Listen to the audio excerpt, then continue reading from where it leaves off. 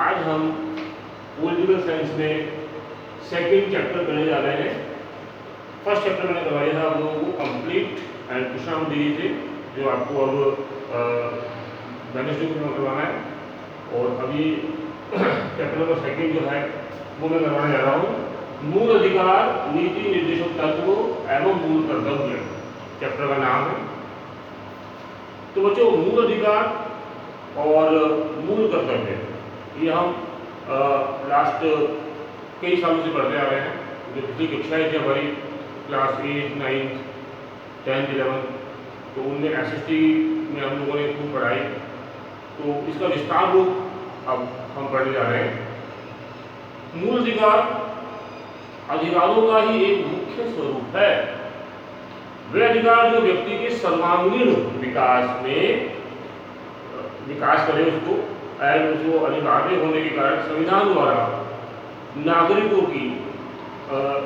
को प्रदान किए गए हैं, जो कि उन्हें मूल अधिकार कहा गया है। इससे व्यक्ति का सर्वांगीण विकास संभव है। मूल अधिकारों में राज्य द्वारा हस्तक्षेप नहीं किया जा सकता। राज्य इसमें कोई हस्तक्षेप नहीं करेगा। मूल अधिकारों की आवश्यकता क्यों पड़ी और इसका क्या महत्व है, ध्यान दें। मूल अधिकारों के द्वारा प्रत्येक नागरिकों को शारीरिक, मानसिक व नैतिक विकास की सुरक्षा प्रदान की जाती है। संविधान में दिए गए मूल अधिकार शासन व विधानमंडल के ऊपर अंकुश लगाते हैं। मूल अधिकार शासन के अधिकारों की शक्ति व बहुमत दल की तानाशाही मीन्स निरंकुशता, शासक की निरंकुशता पर उसको सुरक्षा दी जाती है, नागरिकों की सुरक्षा प्रदान करते हैं। संविधान द्वारा राष्ट्र के समस्त नागरिकों को मूल अधिकार प्रदान कर उनमें परस्पर समानता स्थापित की गई।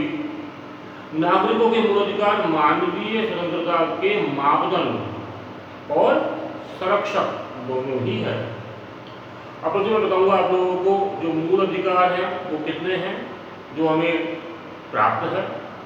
ये कुल मिलाकर 6 मूल अधिकार है।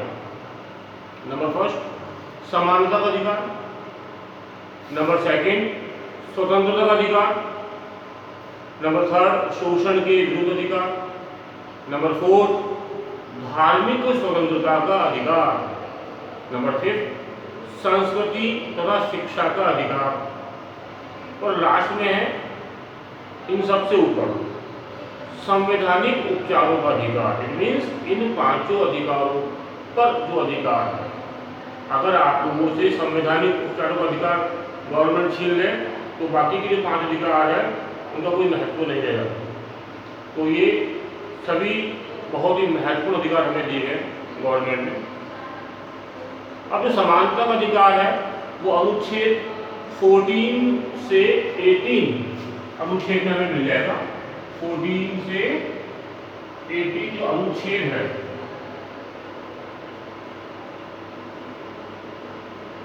उसमें हमें समानता का अधिकार हमें समझ में आएगा। उसमें नंबर 2 है स्वतंत्रता का अधिकार, वो 19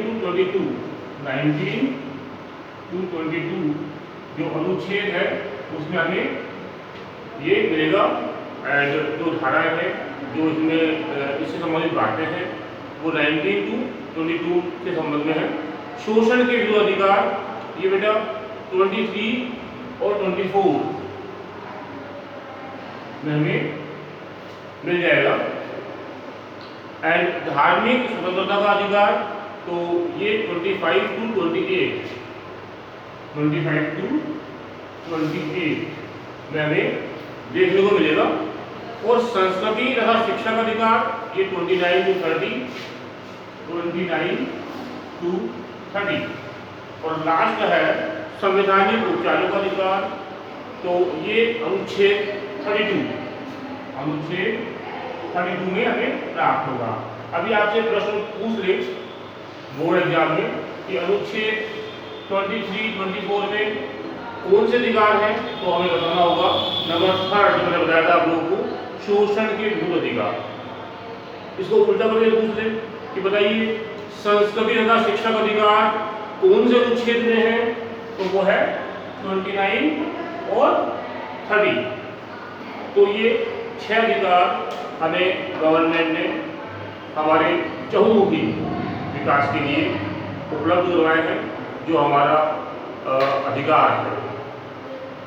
अब हम आगे बढ़ेंगे तो आगे हम देखेंगे मूल अधिकारों का मूल्यांकन अगर हम करें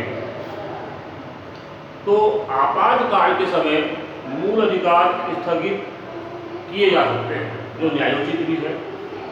हमें फिर जैसे कि मैंने बताया कि आप लोगों को धार्मिक स्वतंत्रता का अधिकार, क्या मंदिर में जाएं, पूजा पाठ करें, मस्जिदों में जाए, उस समय आपातकाल में ये बिल्कुल स्थगित हो जाते हैं, हमारे समाप्त हो जाते हैं अधिकार। और जैसे कि हमें स्वतंत्रता का अधिकार है तो कहीं भी आ जा सकते हैं, वो कुछ नहीं हो पाएगा आपातकाल की स्थिति में। आपातकाल के तात्पर्य कोई बाहरी आक्रमण या कोई राज्यों में आपसी आंतरिक कलह हो रहा हो, या कोई झगड़ेबाजी हो रही हो, कर्फ्यू जैसा कोई टाइम आ जाए, जैसे कि अभी हम लोगों ने देखा लास्ट विगत 2-3 जो महीने थे उनमें जो लॉकडाउन लगा, लॉकडाउन के अंतर्गत हमारे सारे अधिकार हमसे गवर्नमेंट ने ले लिए थे। हाँ, तो अब आगे देखते हैं। मौलिक अधिकारों को न्यायिक सुरक्षा देने के बावजूद वर्तमान न्यायिक प्रक्रिया लंबी व जटिल और खर्चीली भी है। मूल अधिकारों के अतिक्रमण की परिस्थिति अल्पकालिक होती है। एंड एक और बात, शांति काल में भी मूल अधिकारों को स्थगित किया जाना इसके अस्तित्व पर प्रश्न उठाता है, जो मैं अभी आपको आने वाले जो वीडियो है उसमें बताऊंगा कि ये क्या है। अब मैं थोड़ा सा आप लोगों को नीति निर्देशक तत्व, जो चैप्टर का अंग है, अधिकार हमारा कंप्लीट हुआ, नीति निर्देशक तत्व के बारे में आप लोगों को बताने जा रहा हूँ। आप लोग ध्यान से देखें और समझें। नीति निर्देशक तत्वों को हमारे संविधान निर्माताओं ने उस समय 1947 के आसपास जो है आयरलैंड से लिए थे, और राज्य के नीति निर्देशक तत्व के विचार हैं जिन्हें संविधान निर्माताओं ने भविष्य में बनने वाली सरकारों के समक्ष एक पथ प्रदर्शक रूप में रखा। देश के मौलिक अधिकार परामर्शदात्री समिति ने यह स्वीकार किया था कि नीति निर्देशक तत्वों का प्रशासन संचालन हेतु मूलभूत सिद्धांत माना जाए। संविधान में भाग 4 में अनुच्छेद 36 से 51 तक राज्य के नीति निर्देशक तत्वों का उल्लेख किया गया है। कहाँ से कहाँ तक? 36 से 51 तक नीति निर्देशक तत्वों का उल्लेख किया गया है। अभी राज्य के नीति निर्देशक होते क्या है तो उसके बारे में समझिए। नीति निर्देशक तत्व नागरिकों की शिक्षा, स्वास्थ्य, सामाजिक समता तथा राज्य के लिए अनुसरणीय नीति के विश्लेषण से संबंधित होते हैं। राज्य के नीति निर्देशक तत्वों सिद्धांतों को निम्नलिखित वर्गों में विभाजित किया जा सकता है, जैसे आर्थिक सुरक्षा संबंधी नीति निर्देशक तत्व, सामाजिक सुरक्षा और शिक्षा संबंधी नीति निर्देशक तत्व, पंचायती राज, प्राचीन स्मारक एवं न्याय संबंधी निर्देशक तत्व, अंतर्राष्ट्रीय शांति और सुरक्षा संबंधी नीति निर्देशक तत्व। नीति निर्देशक तत्व देश के शासन के मूल है, जिसका तात्पर्य यह है कि देश के प्रशासन के लिए उत्तरदायी सभी सत्ताएं इनके द्वारा निर्देशित होंगी। नीति निर्देशक तत्वों का महत्व क्या है, ध्यान देंगे। नीति निर्देशक तत्वों के महत्व का अध्ययन निम्नलिखित रूप से हम कर सकते हैं। शासन के लिए आचार संहिता, लोक कल्याणकारी राज्य की रूपरेखा, शासन के मूल्यांकन का आधार, संविधान के क्रियान्वयन में ये सहायक है और सामाजिक एवं आर्थिक परिवर्तन में सहायक है। नीति निर्देशक तत्व के क्रियान्वयन के कुछ महत्वपूर्ण उदाहरण मैं आपको बताने जा रहा हूँ, ध्यान देंगे। ये नंबर 1 भूमि सुधार में सहायक है, पंचायती राज और स्थानीय प्रशासन में सहायक है।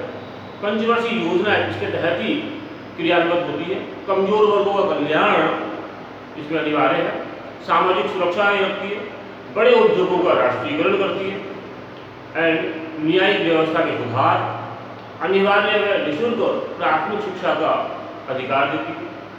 एंड समान कार्य हेतु समान वेतन और संपत्ति के अधिकार से संबंधित व्यवस्था में परिवर्तन के बारे में इसमें महत्वपूर्ण कुछ बातें हैं। तो बच्चों, आज हम लोगों ने जो ये पढ़ा मूल अधिकार और नीति निर्देशक तत्व, इससे संबंध में मैं आप लोगों को कुछ प्रश्न देने जा रहा हूँ। आप लोग ध्यान से देखें।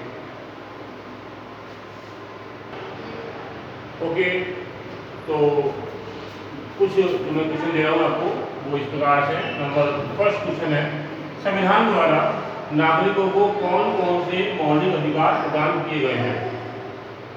एंड सेकंड है, किन अनुच्छेदों में कौन से अधिकार सम्मिलित किए गए हैं?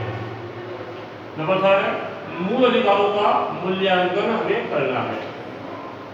एंड अंतिम जो प्रश्न है, नीति निर्देशक तत्व से आप क्या समझते हैं? इसका आंसर वीडियो के लास्ट में, अगर आप लोगों ने पूरा वीडियो देखा तो आपको लास्ट में आपको नीति निर्देशक तत्वों के बारे में जो मैंने बताया था वो आपको मिल जाएगा।